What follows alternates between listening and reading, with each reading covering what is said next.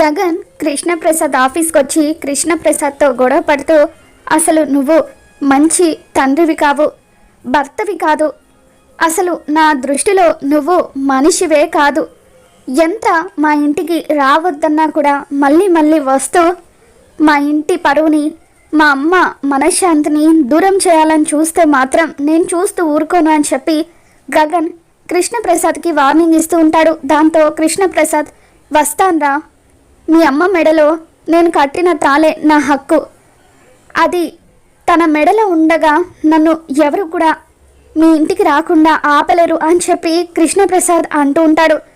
దాంతో గగన్, ఓ మమ్మల్ని ఇన్ని కష్టాలు పెట్టినా కూడా మా అమ్మ మెడలో మీరు కట్టిన తాళిని మోస్తుంది కదా, అదే పెద్ద తప్పు అయిపోయింది కదా, ఇప్పుడే ఆ తప్పుని సరిదిద్దుతాను అని చెప్పి గగన్ అక్కడి నుండి వెళ్ళిపోతాడు.